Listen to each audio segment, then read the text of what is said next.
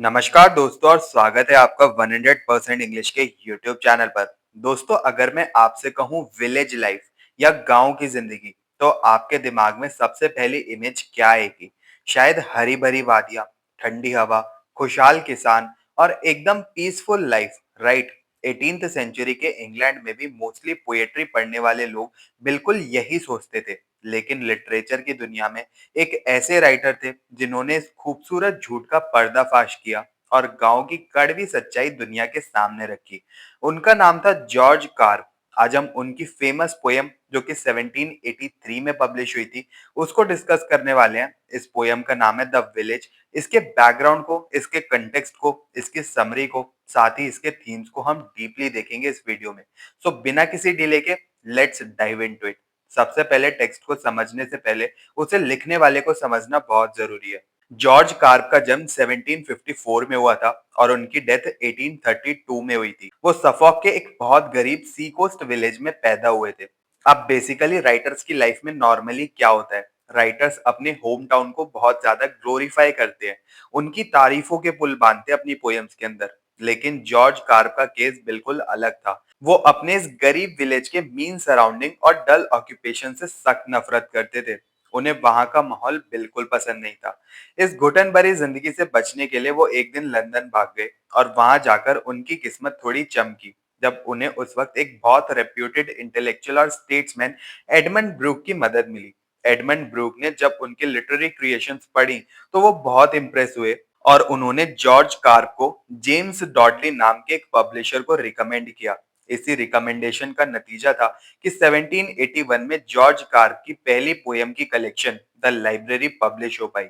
Edmund Brooke ने सिर्फ उन्हें पब्लिश होने में हेल्प नहीं की, बल्कि ऑर्डिनेशन के लिए एक्सेप्ट होने में भी मदद की, जिसके बाद 1782 में जॉर्ज कार्प बेलवेर कैसल में ड्यूक ऑफ रटलैंड के यहाँ पर चैपलिन बन गए। आगे चलकर उनकी पॉपुलैरिटी इतनी बढ़ी कि उनकी दोस्ती सैमुअल जॉनसन और सर वॉल्टर स्कॉट जैसे बड़े और फेमस पोएट से हो गई। इनफैक्ट सैमुअल जॉनसन ने तो इस पोयम के कुछ पार्ट्स में माइनर चेंजेस भी किए थे। अब आते हैं उनके सबसे फेमस वर्क द विलेज पर। जब आप 18th सेंचुरी की पोएट्री देखते हैं तो उस टाइम ऐसी पोएट्री भरी पड़ी थी जो रूरल इंग्लैंड कंट्री साइड को प्रिस्टीन ब्यूटी का एपिटमी मानती है। मोस्टली पोयम्स पेस्टोरल और जॉर्जिक्स के एलिमेंट को मिक्स करके रूरल लैंडस्केप और लिविंग ह्यूमैनिटी को एक आइडियल गोल दिखाती थी। जॉर्जिक्स, जिनका नाम ब्रिजिल की क्लासिकल लैटिन कंपोजिशन से आया है, बेसिकली एग्रीकल्चर थीम्स को प्रेजेंट करते थे और पीसफुल रूरल नेचर को सेलिब्रेट करते थे। लेकिन यहाँ एक ट्विस्ट है।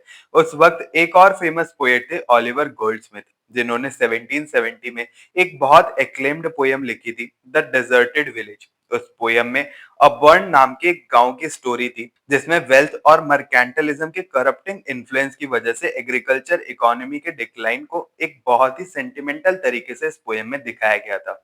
जॉर्ज कार्प को यह अप्रोच उतनी रियलिस्टिक नहीं लगी।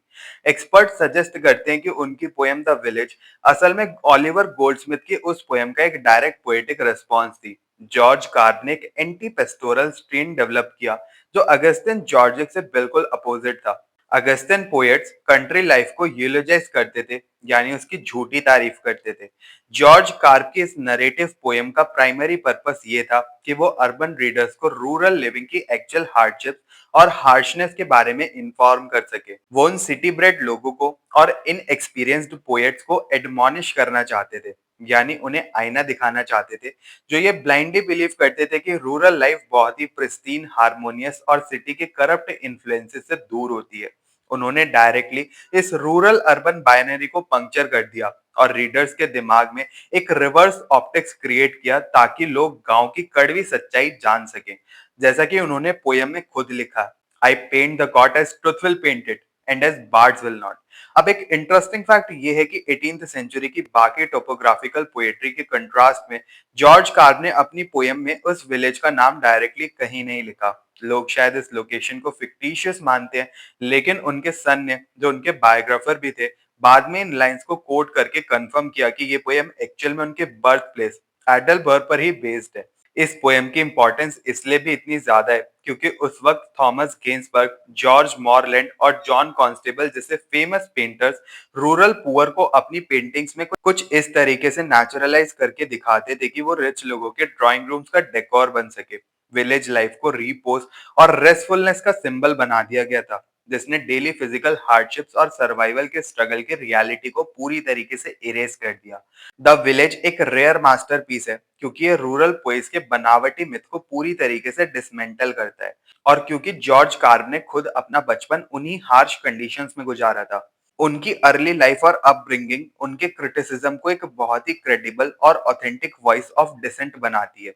बुक वन में उन्होंने अपने उसी डिटेल्ड ऑब्जर्वेशन को यूज करके गांव की ब्लीक सराउंडिंग्स और लोगों के पेन को समझाया है। तो दोस्तों, ये था द विलेज और जॉर्ज कार्व का एक डिटेल्ड बैकग्राउंड कंटेक्स्ट। इस फाउंडेशन के साथ अब चलते हैं हमारी पोयम की समरी पर। वैसे तो ये पोयम 350 लाइन की है, और अगर इस वीडियो में मैं आपको एक एक लाइन पढ़ के सुनाने लगा तो वैसे भी आपके दिमाग में हर एक लाइन तो फिट नहीं होगी। बट फिर भी अगर आपको लाइन बाय लाइन एनालिसिस चाहिए तो उसके नोट्स मेरे पास अवेलेबल है। आप कमेंट सेक्शन में जरूर से डिमांड कर सकते हैं, हर एक लाइन का मीनिंग आपको मिल जाएगा। चलिए फिर फटाफट से देखते हैं जॉर्ज कार की इस पोयम की समरी, और फिर फटाफट डिस्कस करेंगे इसके थीम्स को। जॉर्ज कार ने बुक वन की शुरुआत में एक आर्ग्यूमेंट या एब्स्ट्रैक्ट आइडिया दिया है, जिसमें उन्होंने अपने मेन सब्जेक्ट्स को इंट्रोड्यूस किया है, जैसे कि पेस्टोरल पोएट्री पर उनके रिमार्क्स, एक इम्पोर्विश्ड यानी गरीब बोरो, स्मगलर्स, रुइंड फॉल्सिन और गांव की लाइफ के एविल्स। इसके अलावा इसमें विलेज के बीमार लोग, पैरिश वर्कहाउसेस और एक डाइंग पॉपर यानी मरते हुए गरीब इंसान की कहानी का भी जिक्र है। इस पोएम की एक्सप्लेनेशन को इजी बनाने के लिए हम बुक को 3 मेन सेक्शंस में डिवाइड करेंगे। चलिए शुरू करते हैं। Section 1 is invectives on poetic imagination. पहले सेक्शन में टोटल 7 स्टैंजा को मैंने रखा है, जहां जॉर्ज कार्व सीधा उन रोमांटिक पेस्टोरल पोएम्स पर अटैक करते हैं जो रस्टिक यानी गांव की लाइफ को झूठा और परफेक्ट दिखाती है। वो क्लियर करते हैं कि उनकी कविता का इरादा क्या है, वो और क्लियर करते हैं कि पिछले जमाने की म्यूज या कन्वेंशनल पोएट्री की जेंटल फैंसी अब गांव की असली सच्चाई दिखाने के लिए बिल्कुल इफेक्टिव नहीं है। वो गांव के गरीब लोगों की हार्ड लेबर, मेहनत और उनकी परेशानियों को सामने रखना चाहते थे। अपने सेकंड स्टैंजा में वो व्रिजिल और ओलिवर गोल्डस्मिथ जैसी पेस्टोरल पोएट्री को डिस्पार्ज करते हैं, यानी उनकी आलोचना करते हैं, क्रिटिसिज्म करते हैं। उनका मानना था कि ओलिवर गोल्डस्मिथ ने द डेजर्टेड विलेज में जो गांव की पिक्चर दिखाई है उसमें रियलिज्म की काफी कमी थी। जॉर्ज कार्व काफी ब्लंटली कहते हैं कि गांव की लाइफ को सेफ हेवन या एक खुशहाल जगह मानना सिर्फ एक इनएक्सपीरियंस्ड और सिटी ब्रेड पोएट्स के इग्नोरेंस को दिखाता है।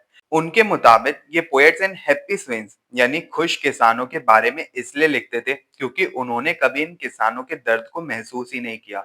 उस जमाने में गांव की बुराइयों और सच्चाइयों को एक रोजी कारपेट के नीचे छुपा दिया जाता था ताकि ब्रिटिश नेशन का एक हार्मोनियस इमेज बनाया जा सके।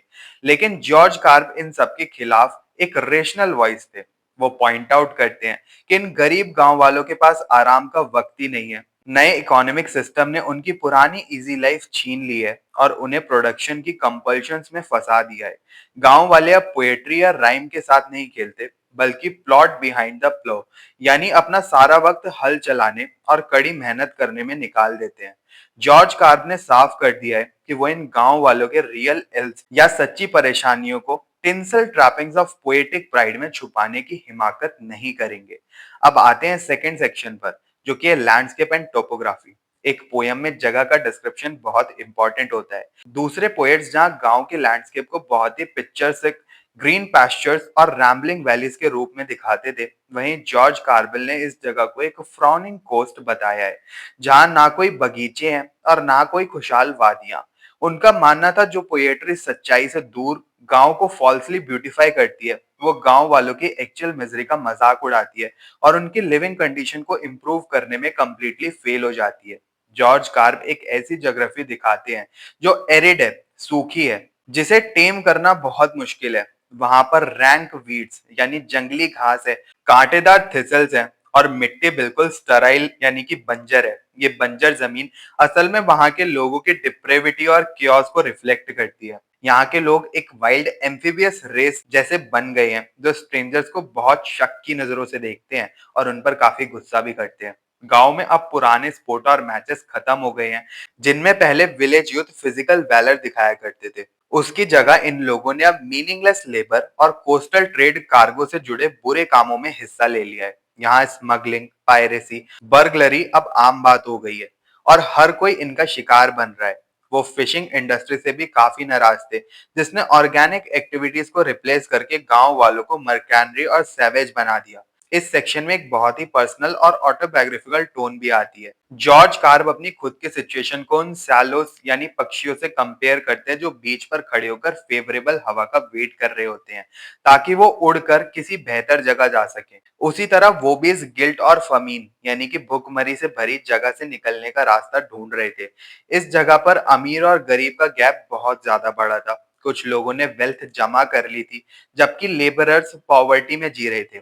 गरीब लोगों की हालत ऐसी थी जैसे कि वो किसी गोल्ड माइन के स्लेव्स हो। सारी दौलत उनके सामने थी, लेकिन उनके हिस्से में सिर्फ पसीना और दर्द आता था। आखिर में तीसरे सेक्शन में जॉर्ज कार्प इंडिविजुअल विलेजर्स, गांव वालों की मिजरेबल जिंदगियों पर फोकस करते हैं ताकि आइडियलिक यानी परफेक्ट रूरल लाइफ के क्लेम्स को पूरी तरीके से रिफ्यूट किया जा सके। यहाँ शिफ्ट एकदम पर्सनल हो जाता है। वो एक ऐसे आदमी की कहानी सुनाते हैं जो कभी जवान और चीयरफुल था, जिसने फील्ड्स में बहुत कड़ी मेहनत की थी, लेकिन बूढ़ा होने पर उसके मास्टर्स ने उसे लेजी पुअर का टैग दे दिया और उसकी लेबर को एक्सप्लॉइट किया। उसके मास्टर्स अब वो लोग बन चुके थे जिन्हें उसने अपने बचपन में देखा था, और अब वही लोग उसे गुस्से और रूखेपन से ट्रीट करते थे। यहाँ का सोशल और फैमिली स्ट्रक्चर पूरी तरीके से टूट चुका है। पेरेंट्स और बच्चे एक दूसरे से अलग हो चुके थे। पॉवर्टी और डीप ब्राउकरी की वजह से फॉरसेकन वाइफ यानी छोड़ी हुई वाइफ और अनलव्ड चिल्ड्रन थे। इन कंडीशन में डिसीजेस बहुत तेजी से फैल रही थी। जो थोड़े बहुत डॉक्टर्स, क्वैक्स एंड फ्रॉडस्टर थे, वो इन बीमार और गरीब लोगों को ड्यूप करते थे यानी कि उनको ठगते थे और उन्हें मौत के मुंह में धकेल देते थे। इस पॉइंट पर पोयम एक एलेजिक मूड ले लेती है, जहां एक नेमलेस विलेजर की मौत पर मॉर्निंग होती है। जॉर्ज कार्प कहते हैं कि मौत यानी कि डेथ इन लोगों के लिए एक अल्टीमेट रिलीज थी, क्योंकि death is the greatest equaliser. मौत के बाद अब इन गरीबों को किसी स्टर्न चर्च वार्डन या एरोगेंट फार्मर का ऑर्डर नहीं सुनना पड़ेगा, और मौत ही उनका सबसे बेहतर लॉर्ड है। पोयम का अंत और भी ज्यादा दर्दनाक है। ग्रेवयार्ड में एक अनईजी साइलेंस है। सब लोग उस बुजुर्ग आदमी को दफनाने के लिए जमा हो चुके हैं। चर्च की बेल बज रही है और ऑल की स्क्रीचिंग आवाजें आ रही हैं, जो डस्क यानी शाम का ऐलान कर रही हैं। पर इंतजार करने के बाद भी उस गांव का पार्सन यानी कि प्रीस्ट यानी पादरी नहीं आता। प्रीस्ट को लगता है कि उसके पास इस छोटे से काम से ज्यादा इंपॉर्टेंट टास्क है। उस बेचारे मरने वाले इंसान के, उस गरीब किसान की मॉर्टल बॉडी को भी तब तक वेट करना पड़ेगा जब तक प्रीस्ट के पास वक्त ना हो। इस सैड नोट पर बुक वन खत्म होती है, ये दिखाते हुए कि इन गरीब लोगों की जिंदगी किस तरह से वायलेंट ऑपरेशन और कंप्लीट सोशल इनजस्टिस के एंडलेस साइकिल में फंसी हुई थी। तो दोस्तों, ये थी द विलेज के बुक वन की कंप्लीट डिटेल्ड समरी, जहां जॉर्ज कार्प ने गांव के झूठे खूबसूरत इल्यूजन्स को तोड़कर उस वक्त की बिटर और हार्श रियलिटी को सामने रखा।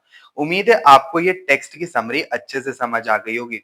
चलिए, अब जब हमने टेक्स्ट को देख लिया है, अब हम समझते हैं इसके मेजर थीम्स को। एग्जाम पॉइंट ऑफ व्यू से और लिटरेचर के स्टूडेंट्स के लिए ये सेक्शन सबसे ज्यादा इंपॉर्टेंट होने वाला है। तो आइए इन थीम्स को ब्रेक डाउन करते हैं। सबसे पहली और सबसे मेन थीम है एंटी पेस्टोरलिज्म की। जैसा कि हमने बैकग्राउंड में डिस्कस किया था, 18th सेंचुरी की पोएट्री नॉर्मली गांव को एक परफेक्ट, पीसफुल और ब्यूटीफुल जगह दिखाती थी, लेकिन जॉर्ज कार्प ने इस रूरल पॉइस यानी गांव की शांति के झूठे मिथ को पूरी तरीके से डिसमेंटल कर दिया। उनकी पोयम द विलेज उन अगस्तिन जॉर्जिक से बिल्कुल अपोजिट है, जो कंट्री साइड की लाइफ की सिर्फ झूठी तारीफ करते थे। उन्होंने एक रियलिस्टिक पिक्चर पेंट की और रूरल अर्बन बाइनरी को तोड़ते हुए दिखाया कि गांव की लाइफ उतनी ही बल्कि उससे भी ज्यादा हार्श और मुश्किल हो सकती है। दूसरी बड़ी थीम है पॉवर्टी और हार्डशिप की। जॉर्ज कार्प गांव के लोगों के डेली स्ट्रगल्स और उनके सर्वाइवल की लड़ाई पर फोकस करते हैं। उन्होंने क्लियरली बताया कि गरीब किसानों के पास लीजर यानी आराम का कोई वक्त नहीं होता, और वो हॉस्टाइल कंडीशन में कड़ी मेहनत करने के लिए मजबूर है। सबसे दुख की बात ये है कि इस कड़ी मेहनत के बाद भी उन्हें कोई इज्जत नहीं मिलती। जब वो लोग ओल्ड एज और डिसीजेस की वजह से काम नहीं कर पाते, तो उनके मास्टर ही उन्हें लेजी पुअर बुलाकर एक्सप्लॉइट करते हैं। एक जगह तो पोएट ने इन गरीब लोगों को स्लेव्स इन गोल्ड माइन यानी गोल्ड माइन के स्लेव से कंपेयर किया, क्योंकि वो दौलत तो बनाते हैं लेकिन खुद हमेशा गरीबी में लैंग्वेज करते रहते हैं। तीसरी थीम काफी डिस्टर्बिंग है, वो है मॉरल डिके की, यानी नैतिक पतन की। विलेज लाइफ के परफेक्शन के झूठ को तोड़ते हुए पोएट ने दिखाया है कि कोस्टल विलेज में करप्शन, ड्रंकनेस, एनार्की और क्योस भरा पड़ा है। नए ट्रेड और कार्गो सिस्टम ने गांव वालों को स्मगलिंग, पायरेसी और बर्गलरी जैसे क्राइम्स की तरफ धकेल दिया है। इन सब का असर सीधा कम्युनिटी और फैमिलीज पर पड़ा है। बारिश जो कि एक प्रतीक होना चाहिए, वो डिस्कॉर्ड और नेग्लिजेंस का सिंबल बन चुका है। हालत ये है कि पेरेंट्स और बच्चे एक दूसरे से अलग हो चुके हैं और फैमिली बॉन्ड्स पूरी तरीके से टूट गए हैं। और आखिरी मेजर थीम है इंस्टीट्यूशंस की लापरवाही के ऊपर। जब एक गरीब बीमार पड़ता है तो उसे रूड क्वैक्स और फ्रॉड डॉक्टर्स ठगते हैं और दर्दनाक मौत की तरफ उसको भेज देते हैं। और जब उसकी मौत होती है तो एक पार्सन यानी कि प्रीस्ट भी उसे दफनाने के लिए टाइम पर नहीं आता, क्योंकि उसके लिए ये एक पिटी अफेयर है, एक छोटा सा काम है और उसके पास और भी कई सारे इंपॉर्टेंट टास्क हैं। ये पूरी तरह से सोसाइटी में प्रिवेलिंग सोशल इनजस्टिस को दर्शाता है। इस टेक्स्ट के इन डेप्थ एनालिसिस को कंप्लीट करने के लिए आइए दो बड़े क्रिटिक्स की बात जल्दी से सुन लेते हैं। फेमस स्कॉलर जेरोम मैकगेन कहते हैं कि जॉर्ज कार्प की पोएट्री असल में रोमांटिक आइडियोलॉजी की लिमिटेशन का एक एक्सटेंडेड क्रिटिक है। वहीं दूसरी तरफ एल्फ्रेड लड्स पॉइंट आउट करते हैं कि जॉर्ज कार्प ने गांव की छोटी छोटी डिटेल्स को इतने रियलिस्टिक तरीके से दिखाया है कि कोई एलिवेशन या सिंबॉलिक ब्यूटी बची ही नहीं। वो उन गरीबों की ऐसी सच्चाई दिखाते हैं जहां उनकी परेशानियों का ना तो कोई एड्रेस है और ना ही कोई रिड्रेसल यानी कि समाधान है। तो दोस्तों ये था हमारा आज का आखिरी सेक्शन। जॉर्ज कार्प की पोयम द विलेज सिर्फ एक लिटरेरी पीस नहीं, बल्कि 18th सेंचुरी की सोसाइटी के चेहरे पर एक जोरदार तमाचा है। इसने साबित किया कि पोयम सिर्फ सुंदर फूल पत्ती और झूठी खुशियों के बारे में नहीं होती, बल्कि ये सच्चाई का एक मिरर भी हो सकती है, चाहे वो सच्चाई कितनी भी बुरी या फिर डिप्रेसिंग क्यों ना हो। अगर आप इस वीडियो के जरिए पोयम का कंटेक्स्ट, समरी और थीम्स इफेक्टिवली समझ पाए तो एक लाइक और कमेंट जरूर ड्रॉप कीजिएगा। अगर आपके कोई भी डाउट्स हैं या फिर आपको नोट्स चाहिए तो वो भी आप कमेंट्स में जरूर से डिमांड कर सकते हैं। सब्सक्राइब कर लीजिए 100% इंग्लिश चैनल को और ऐसे डिटेल्ड और इंसाइटफुल वीडियोस के लिए। मिलते हैं फिर अपने नेक्स्ट वीडियो में, तब तक के लिए happy studying and best of luck for your upcoming examinations.